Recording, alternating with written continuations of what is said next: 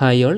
ഇപ്പോൾ പാത്തോളജിയിലത്തെ ഹീമോഡൈനാമിക്സിലെ എഡിമ എന്ന് പറഞ്ഞ ടോപ്പിക്കിനെ കുറിച്ച് ഡിസ്കസ് ചെയ്യാനാണ് ഞാൻ ഈ വീഡിയോ ചെയ്യുന്നത്. അപ്പോൾ ഫസ്റ്റ് ഓഫ് ഓൾ എഡിമ എന്ന് പറഞ്ഞാൽ നമുക്ക് ഡെഫിനേഷൻ തന്നെ സ്റ്റാർട്ട് ചെയ്യാം. അതായത് it is the abnormal accumulation of fluid in the interstitial space within the tissues. അപ്പോൾ ഈ നമ്മളുടെ ഫ്ലൂയിഡ് ഇൻ്റർസ്റ്റീഷ്യൽ സ്പേസ് അതായത് ഇപ്പോൾ ഇതൊരു ബ്ലഡ് വെസലാണെങ്കിൽ ഈ സ്പേസിൽ ഫ്ലൂയിഡ് അക്യുമുലേറ്റ് ചെയ്യുന്നു. അതാണ് സംഭവം. ഈ ബ്ലഡ് വെസൽസ് നിന്ന് അങ്ങോട്ടും ഇങ്ങോട്ടും ആ ഒരു എന്താ പറയുക, ഇത് നഷ്ടപ്പെട്ടു പോയി, ആ ബാലൻസ്. അതാണ് എഡിമ കൊണ്ട് ഉദ്ദേശിക്കുന്നത്. അപ്പോൾ ഇതാണ് definition, abnormal accumulation of fluid in the interstitial space within the tissues. ഇനി ഇതിൻ്റെ ടൈപ്സ് നോക്കാം. Types of oedema. ടൈപ്സ് പറയുമ്പോൾ രണ്ട് ടൈപ്പ്, അതായത് ടൈപ്സ് ഓഫ് എഡിമ ഫ്ലൂയിഡാണ്. ടൈപ്സ് ഓഫ് എഡിമ ഫ്ലൂയിഡ് രണ്ട് ടൈപ്പ് എഡിമ ഫ്ലൂയിഡ് ഉണ്ട്. ട്രാൻസുഡേറ്റ് ഉണ്ട്, അതുപോലെ തന്നെ എക്സ്യുഡേറ്റും ഉണ്ട്. അപ്പോൾ ട്രാൻസുഡേറ്റ് എന്ന് പറഞ്ഞു കഴിഞ്ഞാൽ ഇത് പ്രോട്ടീൻ പുവർ ഫ്ലൂയിഡാണ് ട്രാൻസുഡേറ്റ്. അപ്പോൾ അങ്ങനെയാണെങ്കിൽ എക്സ്യുഡേറ്റ് എന്തായിരിക്കും? പ്രോട്ടീൻ റിച്ച് ആയിരിക്കും. പ്രോട്ടീൻ റിച്ച് ഫ്ലൂയിഡാണ് എക്സ്യുഡേറ്റ്. അതേ സമയത്ത് ട്രാൻസുഡേറ്റിൻ്റെ കേസിലാണെങ്കിൽ ഇതിൻ്റെ കാരണം അത് പാത്തോജെനസിൽ നമുക്ക് ഡീറ്റെയിൽ ഡിസ്കസ് ചെയ്യാം. എന്നിരുന്നാലും അറിഞ്ഞിരിക്കുക, ട്രാൻസുഡേറ്റിൻ്റെ കാരണം ഹൈഡ്രോസ്റ്റാറ്റിക് പ്രഷർ കൂടുന്നു, അതുപോലെ തന്നെ പ്ലാസ്മ പ്രോട്ടീൻ്റെ അളവ് കുറയുന്നു. ഈ പ്ലാസ്മ പ്രോട്ടീൻ്റെ അളവ് കുറയുന്നു നമ്മൾ ഉദ്ദേശിക്കുന്നത് എന്താണെന്ന് വെച്ച് കഴിഞ്ഞാൽ കൊളോയിഡൽ ഓസ്മോട്ടിക് പ്രഷർ കുറയുന്നെന്ന്. തൽക്കാലം ഇപ്പോൾ ഇങ്ങനെ ചിന്തിക്കുക, പ്ലാസ്മ പ്രോട്ടീൻസിൻ്റെ അളവ് കുറയുന്നു. ഓക്കെ, ഹൈഡ്രോസ്റ്റാറ്റിക് പ്രഷർ കൂടുന്നു, പ്ലാസ്മ പ്രോട്ടീൻസ് ലെവൽ കുറയുന്നു. അതുപോലെ തന്നെ ഈ ട്രാൻസുഡേറ്റ് അധികം കണ്ടുവരൽ റീനൽ ഫെയിലിയർ, ഹെപ്പാറ്റിക് ഫെയിലിയർ, ഈ കേസസിലാണ് ട്രാൻസുഡേറ്റ് ആ എഡിമ ഫ്ലൂയിഡ് കണ്ടുവരിക. ഹെപ്പാറ്റിക് ഫെയിലിയർ അങ്ങനത്തെ കേസസിൽ. ഇനി ട്രാൻസുഡേറ്റ് കഴിഞ്ഞു. എക്സുഡേറ്റ് എന്ന് വെച്ചാൽ പ്രോട്ടീൻ റിച്ച് ഫ്ലൂയിഡാണ്. അത് കണ്ടുവരുന്ന അധികം ഇൻഫ്ലമേഷൻ കണ്ടീഷൻസിലൊക്കെയാണ് കണ്ടുവരിക. ഇൻഫ്ലമേഷൻസിൽ. അടുത്തത് ഇതിൻ്റെ pathophysiology categories of oedema. Pathophysiology categories പറയുമ്പോൾ ലോക്കലൈസ്ഡ് എഡിമയുണ്ട്, അതുപോലെ തന്നെ പാത്തോഫിസിയോളജി കാറ്റഗറീസ് ഓഫ്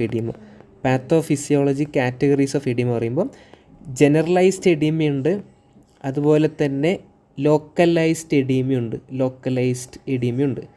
അപ്പോൾ ജനറലൈസ്ഡ് എന്ന് പറഞ്ഞാൽ എന്തായിരിക്കും? Systemic distribution. അതായത് വിസറൽ ഓർഗൻസ് അതിനൊക്കെ അഫക്റ്റ് ചെയ്യുന്നതാണ് സംഭവം. അതിൻ്റെ കാരണം എന്ന് വെച്ച് കഴിഞ്ഞാൽ heart failure, nephrotic syndrome, liver cirrhosis. അതായത് heart failure, nephrotic syndrome, liver cirrhosis, അതൊക്കെ. ഇനി ലോക്കലൈസ്ഡ് എഡിമ എന്ന് വെച്ചാൽ എന്താ? അത് ഏതെങ്കിലും ഒരു എന്താ പറയുക ഓർഗൻ, അതിപ്പോൾ കാല്, കൈ, അങ്ങനത്തെ സ്ഥലത്തോട്ട് limited to an organ or part. Localised അല്ലേ, അപ്പോൾ ലിമിറ്റഡ് ആണ് ടു ഓർഗൻ ഓർ പാർട്ട്. അപ്പോൾ ഇത് ഒന്നിക്കൽ ഒബ്സ്ട്രക്ഷൻ ഓഫ് വെയിൻ അല്ലെങ്കിൽ ഇൻഫ്ലമേഷൻസ്, അല്ലെങ്കിൽ ഇപ്പോൾ നമുക്ക് ഹൈവിൻ്റെ അറ്റാക്കൊക്കെ കിട്ടിക്കഴിഞ്ഞാൽ ഇമ്മ്യൂൺ റെസ്പോൺസ് ഉണ്ടാവില്ല അത്. അപ്പോൾ ഇമ്മ്യൂൺ റെസ്പോൺസ് കാരണം ഇതൊക്കെയാണ് ലോക്കലൈസ്ഡിൻ്റെ റീസൺ. അപ്പോൾ ജനറലൈസ്ഡ് എഡിമയുണ്ട്, ലോക്കലൈസ്ഡ് എഡിമയുണ്ട്. പാത്തോഫിസിയോളജി കാറ്റഗറീസ് ആണ് കേട്ടോ ഇത്. അതിൽ സിസ്റ്റമിക്കും ഉണ്ട്, അതുപോലെ ജനറലൈസ്ഡും ലോക്കലൈസ്ഡിലും. ജനറലൈസ്ഡ് ആണെങ്കിൽ സിസ്റ്റമിക് ആയിരിക്കും, അതായത് ഏതെങ്കിലും വിസറൽ ഓർഗൻസിനോ സ്കിന്നിനോ ഒക്കെ എഫക്റ്റ് ചെയ്യുന്നതായിരിക്കും. ലോക്കലൈസ് എന്ന് പറയുമ്പോൾ അത് ഏതെങ്കിലും ഒരു പാർട്ടിലോട്ട്, ആ പേര് പോലെ തന്നെ ആ ഡെഫിനറ്റ് പാർട്ടിലോട്ട് ലോക്കലൈസ്ഡാണ്. അത് വെയിൻ്റെ ഒബ്സ്ട്രക്ഷൻ കാരണമാവും, ഇൻഫ്ലമേഷൻ കാരണമാവും, ഇമ്മ്യൂൺ റെസ്പോൺസ് ആവും. സിസ്റ്റമിക്കിൻ്റെതെന്ന് വെച്ചാൽ അത് ആ ഫ്ലൂയിഡും ഇലക്ട്രോലൈറ്റ് മെറ്റബോളിസിലൊക്കെ വരുന്ന ഡാമേജ് കാരണം, ആ ഒരു ഇംബാലൻസ് കാരണം, heart failure, nephrotic syndrome, liver cirrhosis, അതൊക്കെയാണ് അതിൻ്റെ റീസൺ. ഇനി മെക്കാനിസം പറയണം, എഡിമയുടെ മെക്കാനിസം പറയാം നമുക്ക്. പാത്തോജെനിസിസ് ഓഫ് എഡിമ. അതിനു മുന്നേ നോർമൽ ഫ്ലൂയിഡ് ബാലൻസിനെ കുറിച്ച് അറിഞ്ഞിരിക്കുക. ഇതാണ് നോർമൽ ഫ്ലൂയിഡ് ബാലൻസ്. അതായത് സാധാരണഗതിയിൽ നമ്മളുടെ ഫ്ലൂയിഡ് എങ്ങോട്ടാണ് പോകുന്നതെന്നാണ് നോർമൽ ഫ്ലൂയിഡ് ബാലൻസ് എന്ന് ഉദ്ദേശിക്കുന്നത്. ആദ്യമേ തന്നെ ഇപ്പം നമ്മളൊരു ബ്ലഡ് വെസൽ എടുക്കുകയാണെങ്കിൽ, അപ്പോൾ ഇതൊരു ബ്ലഡ് വെസലാണെന്ന് വിചാരിക്കും.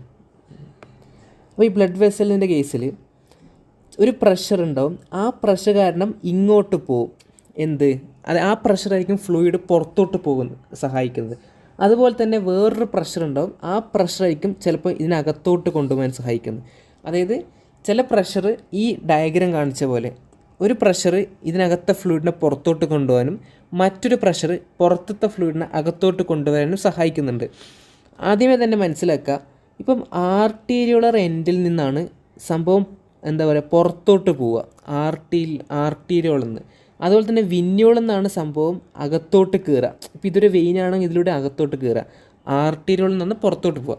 അപ്പോൾ മൈക്രോ സർക്കുലേഷൻ്റെ കോൺസെപ്റ്റ് ഉണ്ട്. അതായത് ഏറ്റവും സ്മോളസ്റ്റ് ആയിട്ടുള്ള വെസൽസിനാണ് നമ്മൾ ഉദ്ദേശിക്കുന്നത്, സ്മോളസ്റ്റ് ആയിട്ടുള്ള വെസൽസ്. അപ്പോൾ ഈ സ്മോളസ്റ്റ് വെസൽസിലൂടെ ആയിരിക്കും ഈ കംപ്ലീറ്റ് അങ്ങോട്ടും ഇങ്ങോട്ടുള്ള ട്രാൻസ്മിഷൻ നടക്കുക.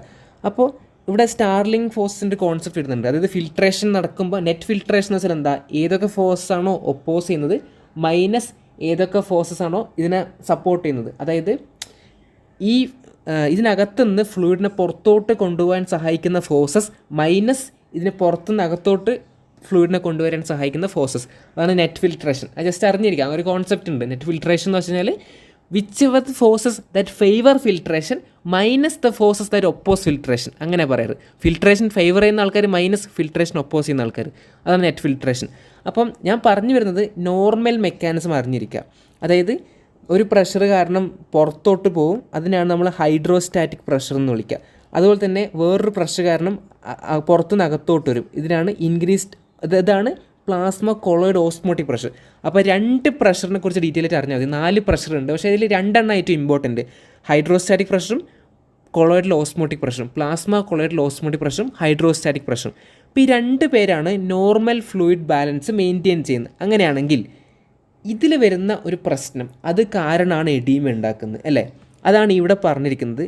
ഒന്നുകിൽ ഹൈഡ്രോസ്റ്റാറ്റിക് പ്രഷർ കൂടുന്നു, അല്ലെങ്കിൽ പ്ലാസ്മ ഓസ്മോട്ടിക് പ്രഷർ കുറയുന്നു, അല്ലെങ്കിൽ ലിംഫാറ്റിക് ഒബ്സ്ട്രക്ഷൻ. അത് ഞാൻ പറയാം, സോഡിയം റിട്ടൻഷൻ, ഇൻഫ്ലമേഷൻ, അത് പറയാം. അപ്പം ഇനി നമുക്ക് ഇതാണ് അതിൻ്റെ പാത്തോജെനസിസ്. ഇതിൽ തന്നെ കംപ്ലീറ്റ് എക്സ്പ്ലെയിൻ ചെയ്യാൻ പറ്റുന്നതാണ്. അപ്പോൾ അതിൽ ഫസ്റ്റ് എന്ന് പറഞ്ഞാൽ എന്താണ്, ഹൈഡ്രോസ്റ്റാറ്റിക് പ്രഷർ കൂടുന്നത്. അപ്പം എഡീമേൻ്റെ മെക്കാനിസം പറയുമ്പോൾ ഇതാണ്. അതായത് first of all hydrostatic pressure കൂടുന്നു, രണ്ടാമത്തെ കാര്യം കൊളോയിഡൽ ഓസ്മോട്ടിക് പ്രഷർ കുറയുന്നു, പിന്നെ മൂന്നാമത്തെ കാര്യം സാൾട്ട് ആൻഡ് വാട്ടർ റിട്ടൻഷൻ ഉണ്ടാവുന്നു, പിന്നെ നാലാമത്തെ കാരണം ലിംഫാറ്റിക് ഒബ്സ്ട്രക്ഷൻ. പിന്നെ വേറൊരു കാരണമുണ്ട്, അതെന്ന് വെച്ചാൽ ഈ പെർമിയബിലിറ്റി കൂടുകയാണ്. ഏതിൻ്റെ, വാസ്കുലർ പെർമിയബിലിറ്റി കൂടുമ്പം ലീക്കേജ് ഉണ്ടാവും, അങ്ങനെയും എഡീമ വന്നേക്കാം. അപ്പം ഈ 4 പോയിൻ്റാണ് മെയിൻലി സ്ട്രെസ് ചെയ്യേണ്ടത് ഇവിടെ. അപ്പോൾ അത് ഈ ഡയഗ്രത്തിൽ തന്നെ എക്സ്പ്ലെയിൻ ചെയ്യാൻ പറ്റും. എന്തായിരുന്നാലും ഞാൻ എക്സ്പ്ലെയിൻ ചെയ്യാം. ഫസ്റ്റ് ഓഫ് ഓൾ എന്താ, ഹൈഡ്രോസ്റ്റാറ്റിക് പ്രഷർ കൂടുന്നു. അപ്പോൾ ഹൈഡ്രോസ്റ്റാറ്റിക് പ്രഷർ എന്ന് വെച്ചാൽ, അതായത് ഈ ഒരു ബ്ലഡ് വെസൽ എടുത്തു കഴിഞ്ഞാൽ ആ ബ്ലഡ് വെസലിൽ നിന്ന് പുറത്തോട്ട് കൊണ്ടുപോകാൻ സഹായിക്കുന്നത്, അതായത് which drives the fluid out of the capillary, അതാണ് ഹൈഡ്രോസ്റ്റാറ്റിക് പ്രഷർ. ഈ പ്രഷറാണ് കാപ്പിലറിൽ നിന്ന് പുറത്തോട്ട് കൊണ്ടുപോകുന്നത്. അപ്പോൾ ഇത് കൂടിയെന്ന് വിചാരിക്കുക. അപ്പോൾ അത് കൂടാൻ നമ്മൾ ലോക്കൽ ഇൻക്രീസും ഉണ്ട്, അതുപോലെ തന്നെ ജനറലൈസ്ഡ് ഇൻക്രീസും ഉണ്ട്. 2 രീതിയിലാണ് ഇത് കൂടുക. അപ്പോൾ ലോക്കൽ ഇൻക്രീസ് പറയുമ്പോൾ അതിൽ ഫസ്റ്റ് പറയുന്നത്, അതായത് വീനസ് റിട്ടേൺ ഇമ്പയർ ആയിട്ടുണ്ടാവണം, അതുകൊണ്ടാണ് ലോക്കൽ ഇൻക്രീസ് ഉണ്ടാകുന്നത്. അതിൽ ഒന്നാമത്തെ കാരണം ഡീപ്പ് വെയിൻ ത്രോംബോസിസ് ഉണ്ടായിരിക്കാം. അതുപോലെ തന്നെ രണ്ടാമത്തെ കാര്യം പോസ്റ്ററൽ എഡീമ, അതായത് വീനസ് റിട്ടേൺ കുറയണമെങ്കിൽ ഒന്ന് ഡീപ്പ് വെയിൻ ത്രോംബോസ് ഉണ്ടായിരിക്കാം, രണ്ടാമത്തെ പോസ്റ്ററൽ എഡീമ, അതായത് നമ്മൾ കുറേ സമയം എറക്റ്റായിട്ട് നിൽക്കുന്നത്, അപ്പോൾ വീനസ് റിട്ടേൺ കുറഞ്ഞില്ലേ അത്. അപ്പോൾ അതാണ് local increase of hydrostatic pressure പറയുന്നത്. രണ്ടാമത്തത് ജനറലൈസ് ഇൻക്രീസാണ്. ജനറലൈസ് ഇൻക്രീസ് പറയുമ്പോൾ അതായത് അത് ഹാർട്ടിനോട് അസോസിയേറ്റഡാണ് ജനറലൈസ് ഇൻക്രീസ്. അതായത് കൺജസ്റ്റീവ് ഹാർട്ട് ഫെയിലിയേഴ്സിനോട് റിലേറ്റഡ് ആണ്. അപ്പോൾ ഇതിൽ നടക്കുന്നതെന്ന് വെച്ചാൽ ഒന്നിക്കിൽ അതായത് ഹാർട്ട് ഫെയിലിയർ എന്ന് പറയുമ്പോൾ റൈറ്റ് സൈഡ് ഹാർട്ട് ഫെയിലിയറും വന്നേക്കാം, അതുപോലെ തന്നെ ലെഫ്റ്റ് സൈഡ് ഹാർട്ട് ഫെയിലിയേഴ്സും വന്നേക്കാം. അപ്പോൾ റൈറ്റ് സൈഡ് ഹാർട്ട് ഫെയിലിയറിൻ്റെ വിചാരിക്കും. അപ്പോൾ നമ്മൾ ഹാർട്ട് എടുത്തു കഴിഞ്ഞാൽ ഇപ്പോൾ റൈറ്റ് സൈഡ് ഹാർട്ട് ഫെയിലിയർ ഉണ്ടായിക്കഴിഞ്ഞാൽ ഇപ്പോൾ ഇങ്ങോട്ടാണ് വീനസ് റിട്ടേൺ ഉണ്ടാകുന്നത്, അല്ലേ? അപ്പോൾ വീനസ് റിട്ടേൺ ഉണ്ടാകുന്നത് ഇങ്ങോട്ടല്ലേ. അപ്പോൾ ഇവിടെ എന്താ, വീനസ് പൂളിംഗ് ഉണ്ടാവും. ഈ റൈറ്റ് സൈഡ് ഹാർട്ട് ഫെയിലിയർ വന്നു കഴിഞ്ഞാൽ ഇവിടെ വീനസ് പൂളിംഗ് ഉണ്ടാവും. അപ്പോൾ വീനസ് പൂളിംഗ് കാരണം ഇൻ്റർസ്റ്റിഷ്യൽ സ്പേസിലോട്ട്, കാര്യം ബ്ലഡ് നിറഞ്ഞു കിടക്കുമല്ലേ, അപ്പോൾ ഈ ബ്ലഡിൻ്റെ വോളിയം കൂടുന്തോറും എന്താ നടക്കുന്നത്, ആ ഇൻ്റർസ്റ്റിഷ്യൽ സ്പേസിലോട്ടുള്ള ആ ഒരു ഫ്ലോ കൂടും. അങ്ങനെ കൂടുമ്പം it will lead to peripheral pitting oedema. Okay, അപ്പോൾ അതാണ് നടക്കുന്നത്. ഇനി ലെഫ്റ്റ് സൈഡ് ഹാർട്ട് ഫെയിലിയർ ഉണ്ട് വിചാരിക്കുക. ലെഫ്റ്റ് സൈഡ് ഹാർട്ട് അത് നമ്മുടെ ലങ്സുമായിട്ട് അസോസിയേറ്റഡ്. കാര്യം ലങ്സിൽ നിന്ന് ഇങ്ങോട്ട് വരണം, നമ്മുടെ ബ്ലഡ് ഇങ്ങോട്ട് വരണം. അപ്പോൾ പൾമിനറി സർക്കുലേഷനെ അഫക്റ്റ് ചെയ്തു. ഓക്കെ, പൾമിനറി സർക്കുലേഷൻ അഫക്റ്റ് ചെയ്തിട്ട് അതെന്തുണ്ടാക്കും? Pulmonary oedema. അപ്പോൾ ഇതാണ് ലെഫ്റ്റ് സൈഡ് ഹാർട്ട് ഫെയിലറിൻ്റെ കാര്യം ഞാൻ പറഞ്ഞു, അതുപോലെ തന്നെ റൈറ്റ് സൈഡ് ഹാർട്ട് ഫെയിലറിൻ്റെ കാര്യം ഞാൻ പറഞ്ഞു.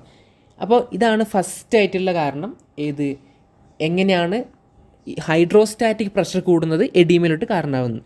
രണ്ടാമത്തെ കാരണം പ്ലാസ്മ ഓസ്മോട്ടിക് പ്രഷറാണ്. അപ്പോൾ പ്ലാസ്മ ഓസ്മോട്ടിക് പ്രഷർ അതാണ് രണ്ടാമത്തെ ഫാക്ടർ. അപ്പോൾ പറയാം, രണ്ടാമത്തെ പ്ലാസ്മ ഓസ്മോട്ടിക് പ്രഷർ കുറയുന്നു. ആദ്യം തന്നെ ഹൈഡ്രോസ്റ്റാറ്റിക് പ്രഷർ കൂടുന്നു, രണ്ടാമത് പ്ലാസ്മ ഓസ്മോട്ടിക് പ്രഷർ കുറയുന്നു. ഇത് ഞാൻ ലാസ്റ്റ് ഡീറ്റെയിൽ ഡിസ്കസ് ചെയ്യാം. ആദ്യം തന്നെ ഒന്ന് ജസ്റ്റ് എല്ലാം ഒന്ന് എക്സ്പ്ലെയിൻ ചെയ്യാം. അപ്പോൾ പ്ലാസ്മ ഓസ്മോട്ടിക് പ്രഷർ കുറയുന്നു വിചാരിക്കുക. ഈ plasma osmotic pressure mainly depend ചെയ്യുന്നത് പ്ലാസ്മ പ്രോട്ടീൻസിനെയാണ്. പ്ലാസ്മ പ്രോട്ടീൻ ബേസിക്കലി പറയുകയാണെങ്കിൽ ആൽബമിൻ. അപ്പോൾ ആൽബമിനാണ് ഇത് ആശ്രയിച്ചിട്ടുള്ളത്. അപ്പോൾ ഈ ആൽബമിൻ്റെ അളവ് കുറഞ്ഞു എന്ന് വിചാരിക്കും. ആൽബമിൻ്റെ അളവ് കുറഞ്ഞു കഴിഞ്ഞാൽ എന്തുണ്ടാവും? It will lead to decrease in plasma osmotic pressure. അങ്ങനെ പ്ലാസ്മ ഓസ്മോട്ടിക് പ്രഷർ കുറഞ്ഞു. അപ്പോൾ അതാണ് ഒന്നാമത്തെ കാരണം. ആൽബുമിൻ സിന്തസിസ് കുറഞ്ഞു. അപ്പോൾ ആൽബുമിൻ സിന്തസിസ് കുറയണമെങ്കിൽ അത് ഏത് ഓർഗൻ അഫക്റ്റ് ചെയ്തിട്ടുണ്ടാവും? ലിവറിൽ എന്തെങ്കിലും ഡിസീസസ് ഉണ്ടാവണം. അപ്പം ആൽബുമിൻ സിന്തസിസ് കുറഞ്ഞിട്ടുണ്ടാവും. രണ്ടാമത്തത് ആൽബുമിൻ ഒരുപാട് എക്സ്ക്രീറ്റ് ചെയ്തു പോകുന്നു. എക്സ്ക്രീഷൻ ഓഫ് ആൽബുമിൻ കൂടി, നമ്മുടെ ബോഡിയിൽ ആൽബുമിൻ നിൽക്കുന്നില്ല. അപ്പോൾ അത് ഏതിനെ അഫക്റ്റ് ചെയ്തിട്ടുണ്ടാവും? കിഡ്നി. അപ്പോൾ ഉദാഹരണം നെഫ്രോട്ടിക് സിൻഡ്രം പോലുള്ള കേസസിലാണെങ്കിൽ ആൽബുമിൻ്റെ എക്സ്ക്രീഷൻ കൂടിക്കൊണ്ടിരിക്കുക, അത് അല്ലെങ്കിൽ ആൽബുമിൻ നേരെ അബ്സോർബ് ചെയ്യുന്നില്ല. അപ്പം കിഡ്നിയും ലിവറുമാണ് ഇവിടുത്തെ മെയിൻ. അതായത് ഒന്നിക്കൽ ലിവറിന് പ്രശ്നമില്ലതുകൊണ്ട് പ്രോട്ടീൻ സിന്തസിസ് ചെയ്യാൻ പറ്റുന്നില്ല, അല്ലെങ്കിൽ നെഫ്രോട്ടിക് സിൻഡ്രം പോലുള്ള കേസിലൊക്കെ ആണെങ്കിൽ ആൽബുമിൻ ലോസ് ഉണ്ടായിക്കൊണ്ടിരിക്കുക. അപ്പം അതും ഞാൻ പറഞ്ഞു. അപ്പോൾ നമ്മൾ ഹൈഡ്രോസ്റ്റാറ്റിക് പ്രഷർ കൂടുന്നത് പറഞ്ഞു, കൊളോയിഡൽ ഓസ്മോട്ടിക് പ്രഷർ കുറയുന്നത് പറഞ്ഞു. അടുത്തത് സോഡിയം ആൻഡ് വാട്ടർ റിട്ടൻഷൻ. അതെന്ന് സംഭവം എന്ന് വെച്ചാൽ ഈ സോഡിയം വാട്ടറും റിട്ടൻഡായി പോകും. അങ്ങനെ എഡീമ ഉണ്ടാവാൻ ചാൻസ് ഉണ്ട്. അതിൽ രണ്ട് കോസസ് ഉണ്ട്. ഒന്നുകിൽ ഇത് പ്രൈമറി അല്ലെങ്കിൽ സെക്കൻഡറി. അപ്പോൾ ഈ പ്രൈമറി കോസ് എന്ന് പറയുമ്പം ഇത് കിഡ്നിയെ ബന്ധപ്പെട്ട എന്തെങ്കിലും ഡിസോർഡേഴ്സ് ആയിരിക്കും. ഡിസോർഡേഴ്സ് ഓഫ് കിഡ്നി ഡിസോർഡേഴ്സ് എന്ന് പറയുമ്പം ഇപ്പോൾ റീനൽ ഫെയിലിയർ അങ്ങനത്തെ കേസസിലൊക്കെ ആണെങ്കിൽ. ഇനി സെക്കൻഡറി കോസ് എന്ന് പറയുമ്പം അത് ഹാർട്ടിനോട് റിലേറ്റഡാണ്. ഇപ്പോൾ അത് കൺജസ്റ്റീവ് ഹാർട്ട് ഫെയിലിയേഴ്സ് അതിനോടൊക്കെ റിലേറ്റഡാണ്. അപ്പം അത് ഞാൻ പറഞ്ഞത് അതെങ്ങനെ ഉണ്ടാവുന്നതെന്ന്. ഉദാഹരണം പറയുകയാണെങ്കിൽ ഇപ്പം കൺജസ്റ്റീവ് ഹാർട്ട് ഫെയിലിയർ ഉണ്ടായെന്ന് വിചാരിക്കുക. ആ കേസിൽ എന്തുണ്ടാവും? നമ്മുടെ സർക്കുലേഷന് അതായത് സർക്കുലേഷൻ എങ്ങോട്ട് പോകും? ഫ്ലൂയിഡ് ഇൻ്റർസ്റ്റീഷ്യൽ സ്പേസിലോട്ട് പോകും. അത് എന്ത് ചെയ്യും? കാർഡിയക് ഔട്ട്പുട്ട് കുറച്ചു. കുറക്കുമ്പോൾ എന്തുണ്ടാവും? കിഡ്നിയിലോട്ടുള്ള അതായത് റീനൽ ബ്ലഡ് ഫ്ലോ കുറഞ്ഞു. റീനൽ ബ്ലഡ് ഫ്ലോ കുറയുമ്പം ഇത് നേരെ ആക്ടിവേറ്റ് ചെയ്യും? ഈ റെനിൻ ആൻജിയോടെൻസിൻ ആ സിസ്റ്റം, റെനിൻ അതുപോലെ തന്നെ ആൽഡോസ്റ്റിറോൺ, ഈ ഒരു സിസ്റ്റം ആക്ടിവേറ്റ് ആവും. അത് ആക്ടിവേറ്റ് ആയിക്കഴിഞ്ഞാൽ അതാണ് ലാസ്റ്റ് ഈ സാൾട്ട് ആൻഡ് അതായത് സോഡിയം വാട്ടർ റിട്ടൻഷൻ ഉണ്ടാക്കും. അങ്ങനെയാണ് എന്തുണ്ടാകുന്നത്? അങ്ങനെ സാൾട്ട് ആൻഡ് വാട്ടർ റിട്ടൻഷൻ എന്തുണ്ടാവും? ബ്ലഡ് വോളിയം കൂടുന്നില്ലേ, അത് ലാസ്റ്റ് എന്തുണ്ടാക്കും? ഇഡീമ ഉണ്ടാക്കും. അപ്പോൾ ഇതാണ് അതിൻ്റെ ഒരു മെക്കാനിസം. ഇതാണ് ഈ സാൾട്ട് ആൻഡ് വാട്ടർ റിട്ടൻഷൻ, അത് സോഡിയം ആൻഡ് വാട്ടർ റിട്ടൻഷൻ്റെ മെക്കാനിസം ഇതാണ്. ഓക്കെ, ഇനി അടുത്തത് ലിംഫാറ്റിക് ഒബ്സ്ട്രക്ഷൻ. നാലാമത്തെ കോസ് ലിംഫാറ്റിക് ഒബ്സ്ട്രക്ഷൻ. അതെന്ന് വെച്ചാൽ അതിന് മുന്നേ ഒരു കോൺസെപ്റ്റ് അറിഞ്ഞിരിക്കണം. ഇപ്പോൾ ഈ ഡയഗ്രത്തിൽ ഇതിലൂടെ പോകുന്ന, അതായത് ഇപ്പം ഇതാണ് നമ്മുടെ കാപ്പിലറീസ് എന്ന് വിചാരിക്കും. അപ്പോൾ ഈ കാപ്പിലറീസിൽ നിന്ന് നമ്മൾ ബ്ലഡ് ഇതിലൂടെയൊക്കെ ബ്ലഡ് പോകുന്നില്ലേ, അപ്പോൾ ഇങ്ങോട്ട് ഡ്രെയിനും അതുപോലെ തന്നെ അങ്ങനെ ഇങ്ങോട്ടും ഉണ്ട്. അപ്പോൾ ഇപ്പോൾ ഇത് ഇൻ്റർസ്റ്റിഷ്യൽ ആണെങ്കിൽ ഇവിടെ എക്സസ് ആയിട്ട് വരുന്ന കുറച്ച് ഫ്ലൂയിഡിനെ ലിംഫ് തൊറാസിക് ഡക്റ്റ് വഴി തിരിച്ച് വീനസ് റിട്ടേൺ ചെയ്തു. അതായത് സബ്ക്ലേവിയൻ വെയിൻ വഴി തൊറാസിക് ഡക്റ്റ്, സബ്ക്ലേവിയൻ വെയിൻ, അങ്ങനെ തിരിച്ച് ആദ്യം വീനസ് പൂളിലോട്ട് തന്നെ വന്നു. ഇപ്പോൾ എക്സസ് ആയിട്ട് ഇവിടെ വന്ന ഫ്ലൂയിഡ്. അപ്പം ഈ തിരിച്ചു പോകുന്ന രീതിയിൽ എന്തെങ്കിലും ഒബ്സ്ട്രക്ഷൻ ഉണ്ടായി വിചാരിക്കുക. ഈ ലിംഫാറ്റിക് ഡ്രെയിനേജിലൊരു ഒബ്സ്ട്രക്ഷൻ വന്നു കഴിഞ്ഞാൽ അത് കാരണമാണ്, അതാണ് നമ്മുടെ നാലാമത്തെ പോയിൻ്റ്, ഈ ഡിമാൻഡ്. അതായത് ലിംഫാറ്റിക് ഒബ്സ്ട്രക്ഷൻ എന്തെങ്കിലും ഉണ്ടാവണം. ഓക്കെ, അപ്പോൾ ആരൊക്കെയാണ് ലിംഫാറ്റിക്കിന് ഒബ്സ്ട്രക്ഷൻ ഉണ്ടാക്കുന്നത്? അതാണ് നമ്മളെ പോയിൻ്റ് ഇതാണ്. അപ്പോൾ ഫസ്റ്റ് വേണമെന്ന് വെച്ചാൽ ഇപ്പോൾ ലിംഫാറ്റിക് സിസ്റ്റത്തിന് എന്തെങ്കിലും ഇൻഫ്ലമേഷൻ ഉണ്ടായെന്ന് വിചാരിക്കും. ലിംഫാറ്റിക് സിസ്റ്റത്തിന്, അതൊന്നാമത്തെ കാരണം. അല്ലെങ്കിൽ ഇപ്പം മെലിഗ്നൻസി, ബ്രസ്റ്റ് ക്യാൻസറാണ് ബെസ്റ്റ് എക്സാമ്പിൾ. ഇപ്പം ബ്രസ്റ്റിൻ്റെ മെലിഗ്നൻസിൽ ഇപ്പം നമ്മൾ പഠിച്ചിട്ടുണ്ട് ഈ ബ്രസ്റ്റ് ക്യാൻസറിൻ്റെ ഒരു ഓറഞ്ച് സ്കിൻ അപ്പിയറൻസ്, ഒരു ബോഡി ഓറഞ്ച് അപ്പിയറൻസ് നമ്മൾ പഠിച്ചിട്ടില്ലേ. സംഭവം എന്ന് വെച്ചാൽ ലിംഫാറ്റിക്സിന് ഒബ്സ്ട്രക്ഷൻ നടക്കുന്നുണ്ട് ബ്രസ്റ്റ് ക്യാൻസേഴ്സിൽ. അപ്പോൾ അതും കാരണം ഉണ്ടാവാൻ ചാൻസ് ഉണ്ട്. ഇനി ഇങ്ങനെ ഉണ്ടായിക്കഴിഞ്ഞാൽ ഇപ്പം നമ്മൾ സർജറി റേഡിയേഷനൊക്കെ ചെയ്തു വിചാരിക്കും. ഇപ്പോൾ ബ്രസ്റ്റ് ക്യാൻസറിനെ അത് കളയാൻ വേണ്ടി നമ്മൾ ബ്രസ്റ്റ് എടുത്ത് കളഞ്ഞു വിചാരിക്കും. അപ്പോൾ അതിനിടയിൽ ലിംഫാറ്റിക്സ് എന്തെങ്കിലും പറ്റിക്കഴിഞ്ഞാലോ അവിടെ വീണ്ടും ഒബ്സ്ട്രക്ഷൻ നടന്നു. അപ്പോൾ അങ്ങനെ ലിംഫാറ്റിക്സ് ഡാമേജ്. ഇനി ഇപ്പം സർജറി റേഡിയേഷൻ അതാണ് അടുത്തത്, സർജറി റേഡിയേഷൻസ്. അപ്പോൾ ലിംഫാറ്റിക്സിന് ഡാമേജ് ആയിട്ടുണ്ടാവും. ഇനി പാരസൈറ്റിക് ഇൻഫെക്ഷൻസ്, അതായത് പാരസൈറ്റിക് ഇൻഫെക്ഷൻ പറയുമ്പം ബെസ്റ്റ് എക്സാമ്പിൾ എലിഫൻറ്റിയാസിസാണ്. അതായത് അത് ലിംഫിൻ്റെ എന്തുണ്ടാക്കും, ഒബ്സ്ട്രക്ഷൻസ് ഉണ്ടാക്കും. പിന്നെ ലിംഫ് നോഡിന് ഫൈബ്രോസിസ് അതൊക്കെ ഉണ്ടാവും ഈ പാരസൈറ്റിക് ഇൻഫെക്ഷൻസിൽ. അത് അപ്പോൾ പിന്നെ വേറൊരു കാര്യം എന്ന് വെച്ചാൽ ഇപ്പം ഇതൊരു ബ്ലഡ് വെസലാണെന്ന് വിചാരിക്കുക. അപ്പോൾ ബ്ലഡ് വെസലും പിന്നെ ഇവിടെ ലിംഫ് നിറച്ച് ഫില്ല് ചെയ്തിട്ടുണ്ട്, ഇവിടെ കുറച്ച് ഫ്ലൂയിഡ് ഫില്ല് ചെയ്തിട്ടുണ്ട്. അതുപോലെ തന്നെ ഇപ്പം ലിംഫറ്റിക്കിന് ഒബ്സ്ട്രക്ഷൻ ഉണ്ടായി എന്ന് വിചാരിക്കുക. ഇവിടെ ഒബ്സ്ട്രക്റ്റ് ആയിക്കഴിഞ്ഞാൽ പിന്നെ ഈ ഫ്ലൂയിഡ് ഉണ്ടല്ലോ, ഇത് പ്രോട്ടീൻ റിച്ച് ആയിരിക്കും ഈ ഫ്ലൂയിഡ്. കാര്യം ലിംഫ് വഴിയാണ് മെയിൻലി പ്രോട്ടീനൊക്കെ തിരിച്ച് വീനസ് റിട്ടേണിലോട്ട് പോകുന്നത്. അപ്പം ലിംഫറ്റിക്സിൻ്റെ ഒബ്സ്ട്രക്ഷൻ വന്നു കഴിഞ്ഞാൽ ഇവിടെ നിറച്ചിരിക്കുന്ന ആ ഒരു ഇൻ്റർസ്റ്റീഷ്യൽ ഫ്ലൂയിഡ് ഇല്ലേ, അത് പ്രോട്ടീൻ റിച്ച് ആയിരിക്കും. അതുകൊണ്ടാണ് ലിംഫ് എഡീമയിൽ നമ്മൾ സ്കിന്നിൻ്റെ മുകളിൽ ഇൻഡ്യൂറേഷൻസ് ഉണ്ടാവും. ആ ഫോട്ടോ നോക്കിയാൽ മതി, ലിംഫ് എഡീമേൻ്റെ ഫീച്ചേഴ്സ് നോക്കിയാൽ മതി. സ്കിന്നിൻ്റെ ഡെർമിസിൻ്റെ മുകളിൽ ഇൻഡ്യൂറേഷൻസ് ഉണ്ടാവും. അതിന് കാരണം എന്താ, ഇത് പ്രോട്ടീൻ റിച്ചാണ്, അത് കാരണം ഉണ്ടാവുന്നത്. അപ്പോൾ ഇത് എന്തുകൊണ്ടാണ് ലിംഫറ്റിക് ഒബ്സ്ട്രക്ഷൻസിൽ ഇൻ്റർസ്റ്റീഷ്യൽ ഫ്ലൂയിഡ് പ്രോട്ടീൻ റിച്ച് ആയത്? കാര്യം ലിംഫ് വഴിയാണ് മെയിൻലി ഈ പ്രോട്ടീനൊക്കെ തിരിച്ച് വീനസ് ഇട്ടുകൊണ്ട് പോകുന്നത്. അപ്പോൾ അങ്ങനെ ഒരു പോയിന്റ് കൂടി ഉണ്ട്. നോക്കിക്കോ, ആദ്യം തന്നെ ഇൻക്രീസ് ഹൈഡ്രോസ്റ്റാറ്റിക് പ്രഷർ. അപ്പോൾ ഒരു ഹൈഡ്രോസ്റ്റാറ്റിക് പ്രഷർ കൂടി എങ്ങനെ, കൺജസ്റ്റീവ് ഹാർട്ട് ഫെയിലിയർ ഉണ്ടെങ്കിൽ ഹൈഡ്രോസ്റ്റാറ്റിക് പ്രഷർ കൂടി അത് എഡിമയിലോട്ട് പോകും. അപ്പം രണ്ടാമത്തെ അപ്പോൾ ഞാൻ പറഞ്ഞ നേരത്തെ വീനസ് റിട്ടേൺ ഇമ്പയർ ആയതുകൊണ്ടാണ് ഇത് ഉണ്ടാകുന്നത്, ഡീപ്പ് വെയിൻ ത്രോംബോസിസ്. അതുപോലെ തന്നെ പോസ്റ്ററൽ എഡീമ, പിന്നെ ഹാർട്ടിൻ്റെ right side heart failure, left side heart failure, ഇതൊക്കെ ഞാൻ നേരത്തെ പറഞ്ഞിട്ടുണ്ടായിരുന്നു. ഇനി രണ്ടാമത്തത് കൊളോയിഡൽ ഓസ്മോട്ടിക് പ്രഷർ കുറയുന്നത്. അത് മെയിൻലി ആൽബുമിൻ, അത് പ്രോട്ടീനുമായിട്ട് അസോസിയേറ്റ് ചെയ്തിട്ടില്ലാണ് കൊളോയിഡൽ ഓസ്മോട്ടിക് പ്രഷർ. അതായത് ആൽബുമിൻ സിന്തസിസ് ഇമ്പയർ ആയിട്ടുണ്ടാവും, കാര്യം ലിവറിന് എന്തെങ്കിലും പ്രശ്നം ഉണ്ടാവും. പിന്നെ ആൽബുമിൻ ലോസ്, നെഫ്രോട്ടിക് സിൻഡ്രോം ഒക്കെ വന്നു കഴിഞ്ഞാൽ ആൽബുമിൻ കുറഞ്ഞു. അപ്പം ടോട്ടൽ ആൽബുമിൻ അളവ് കുറഞ്ഞു, അങ്ങനെ ഓസ്മോട്ടിക് പ്രഷർ കുറഞ്ഞു. അപ്പോൾ അതും എഡിമിലോട്ട് പോകും.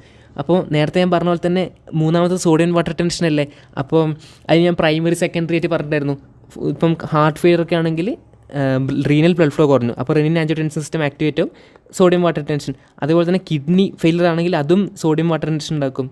കാര്യം ഇതൊക്കെ ഇതിനെ ആക്ടിവേറ്റ് ചെയ്യും, റെനിൻ ആൻജിയോടെൻസിൻ ആൽഡോസ്റ്ററോൺ ഒക്കെ ആക്ടിവേറ്റ് ചെയ്യും, ബ്ലഡ് വോളിയം കൂടും, എഡിമ ഉണ്ടാവും. അപ്പം ഈ ഒരു ഡയഗ്രത്തിൽ തന്നെ കംപ്ലീറ്റ്ലി എക്സ്പ്ലെയിൻ ചെയ്തിട്ടുണ്ട് സോഡിയം വാട്ടർ ടെൻഷൻ, അത് കംപ്ലീറ്റ് എക്സ്പ്ലെയിൻ ചെയ്തിട്ടുണ്ട്. പിന്നെ ലിംഫാറ്റിക് ഒബ്സ്ട്രക്ഷനാണ്, അത് ഞാൻ പറഞ്ഞു. ഒന്നിക്കിൽ അത് ഈ ഡയഗ്രത്തിൽ കാണിച്ചിട്ടില്ല, ലിംഫാറ്റിക്കിന് ഇൻഫ്ലമേഷൻ വരുന്നത്, അല്ലെങ്കിൽ ട്യൂമേഴ്സ്, ബ്രസ്റ്റിൻ്റെ ക്യാൻസറൊക്കെ ആണെങ്കിൽ അത്. പിന്നെ അത് ട്രീറ്റ് ചെയ്യുമ്പോൾ നമ്മൾ സർജറിയും അതൊക്കെ ചെയ്യില്ലേ, റേഡിയേഷൻ അതൊക്കെ. ഇപ്പം അല്ലെങ്കിൽ അപ്പർ ആമിൽ വേറെ എന്തെങ്കിലും കോംപ്ലിക്കേഷൻ ഉണ്ടെങ്കിൽ അതിന് ട്രീറ്റ് ചെയ്യാൻ എന്തെങ്കിലും സർജറിയോ അതൊക്കെ ചെയ്യുന്നതിനിടയിൽ എങ്ങാനും ലിംഫ് നോഡ്സിനെ പറ്റിക്കഴിഞ്ഞാൽ അത്. പിന്നെ പാരസൈറ്റിക് എലിഫൻറ്റിയാസിസ് ഉള്ള ആൾക്കാർ. മോർഫോളജി പറയുമ്പോൾ ഇപ്പം എഡീമ എന്നൊക്കെ പറഞ്ഞു കഴിഞ്ഞാൽ അത് നമ്മുടെ ജനറൽ ഫിസിക്കൽ എക്സാമിനേഷൻ ഒരു ഭാഗം. അപ്പം മെഡിസിൻ പോസ്റ്റിംഗ് ഒക്കെയുള്ള ആൾക്കാരാണെങ്കിൽ പെട്ടെന്ന് മനസ്സിലാവും. അത് ജനറൽ ഫിസിക്കൽ എക്സാമിനേഷനുള്ള ഇമ്പോർട്ടൻ്റ് ആയിട്ടുള്ള പാർട്ടാണ് എഡീമ. അതിന് എനിക്ക് തോന്നുന്നു 4 ഗ്രേഡിംഗ് ഉണ്ട് എഡീമക്ക്.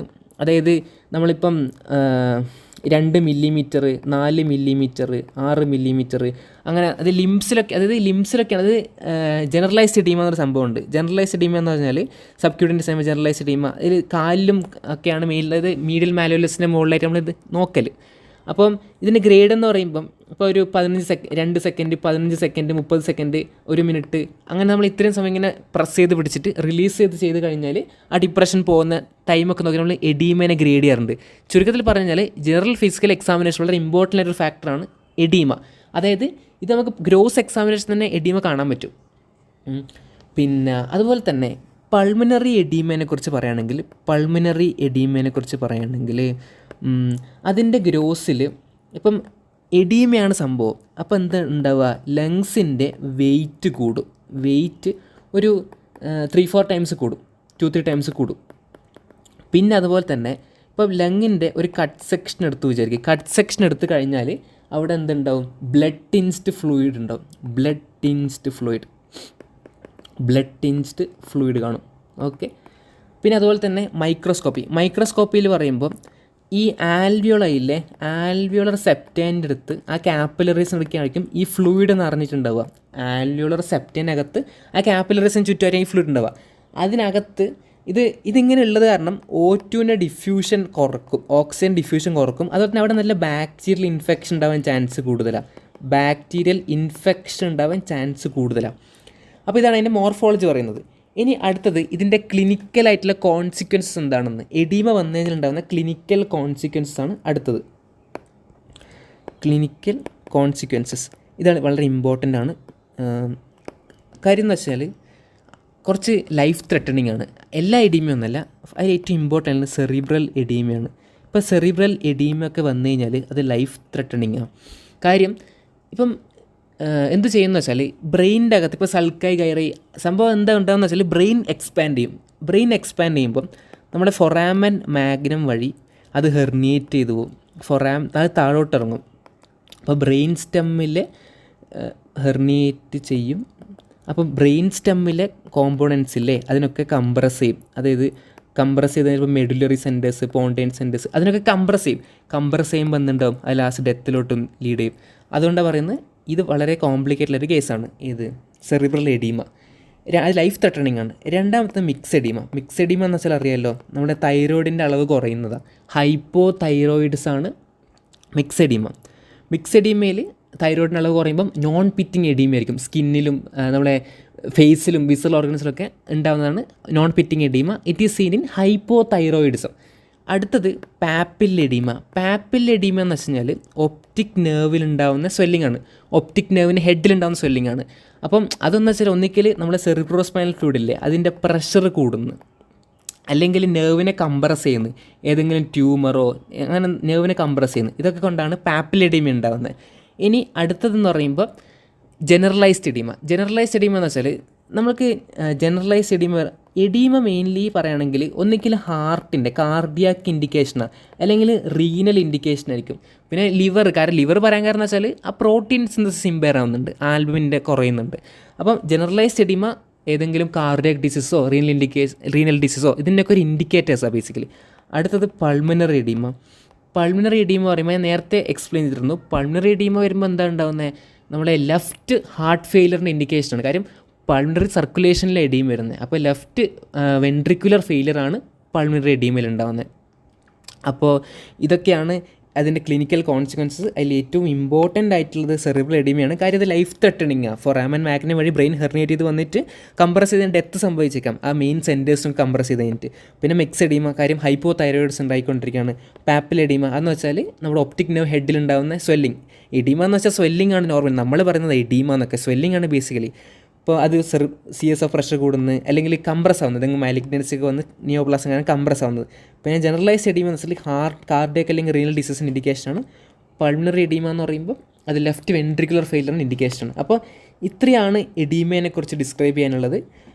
അതിൽ നമ്മൾ ആദ്യം തന്നെ എഡീമേൻ്റെ ഡെഫിനേഷൻ പറഞ്ഞിട്ടുണ്ടായിരുന്നു. അതിനുശേഷം എഡീമ ഫ്ലൂയിഡിൻ്റെ ടൈപ്പ് പറഞ്ഞു, ട്രാൻസ്ലേറ്റ് ആൻഡ് എക്സുഡേറ്റ്. പിന്നെ അതിൻ്റെ പാത്തോഫിസിയോളജിയിലോട്ട് പോയി. അതായത് പാത്തോഫിസിയോളജി ക്ലാസിഫിക്കേഷൻ ജനറലൈസ്ഡ് ഉണ്ടായിരുന്നു, ലോക്കലൈസ്ഡ് ഉണ്ടായിരുന്നു. പിന്നെ അതിൽ ജനറലൈസ് എന്ന് പറയുമ്പോൾ സിസ്റ്റമിക്, ലോക്കലൈസ്ഡ് എന്ന് പറയുമ്പോൾ ഓരോരോ സ്ഥലത്തോട്ട് ലോക്കലൈസ് ആയിട്ടായിരിക്കും. പിന്നെ ഈ ഒരു പാത്തോഫിസിയോളജിയിൽ ഹൈഡ്രോസൈഡ് പ്രഷർ കൂടുന്ന കാര്യം, അതുപോലെ തന്നെ അതിൻ്റെ കൊളോയിഡൽ ഓസ്മോട്ടിക് പ്രഷർ കുറയുന്ന കാര്യം, സോഡിയം റിട്ടൻഷൻ, ലിംഫാറ്റിക് ഒബ്സ്ട്രക്ഷൻ, പിന്നെ ലീക്കേജ് ഉണ്ടാകുന്ന അതിനെക്കുറിച്ച് ഡീറ്റെയിൽ എക്സ്പ്ലെയിൻ ചെയ്തു. ഇതാണ് അതിൻ്റെ നോർമൽ മെക്കാനിസം, അതിലുണ്ടാകുന്ന പാത്തോളജി ഇതാണ്. പിന്നെ അതിനുശേഷം അതിൻ്റെ മോർഫോളജി പറഞ്ഞിട്ടുണ്ടായിരുന്നു. പിന്നെ പൾമിനറി എഡീമേൻ്റെ മോർഫോളജി പറഞ്ഞിട്ടുണ്ട്. ഗ്രോസില കട്ട് സെക്ഷനിൽ ബ്ലഡ് ടിൻസ്ഡ് ഫ്ലൂയിഡ് കാണും. പിന്നെ മൈക്രോസ്കോപ്പിൽ അത് ആൽവിയോളർ സെപ്റ്റിൻ്റെ അടുത്താണ് ഫ്ലൂയിഡ് കാണുക, അത് O2 ഡിഫ്യൂഷൻ കുറക്കും, അത് പറഞ്ഞിട്ടുണ്ടായിരുന്നു. പിന്നെ ക്ലിനിക്കൽ കോൺസിക്വൻസസ് പറഞ്ഞിട്ടുണ്ടായിരുന്നു. അതിൽ സെറിബ്രൽ എഡീമയാണ് ഏറ്റവും, അതായത് ബ്രെയിൻ പാരൻകൈമൽ എഡീമ. കാര്യം എന്ന് വെച്ചാൽ ആ ഫൊറാമൻ മാഗ്നം വഴി ഹെർണിയേറ്റ് ചെയ്ത് പോകുമ്പോൾ അത് കംപ്രസ് ചെയ്തതിന് ഡെത്ത് വരെ ഉണ്ടായേക്കാം. പിന്നെ mix oedema, papilloedema, generalise oedema, പിന്നെ ലാസ്റ്റ് പൾമിനറി എഡീമിനെ കുറിച്ചും പറഞ്ഞിട്ടുണ്ടായിരുന്നു. അപ്പോൾ ഇത്രയാണ് എഡീമയെ കുറിച്ചിട്ടുള്ളത്. മനസ്സിലായെന്ന് പ്രതീക്ഷിക്കുന്നു. Thank U.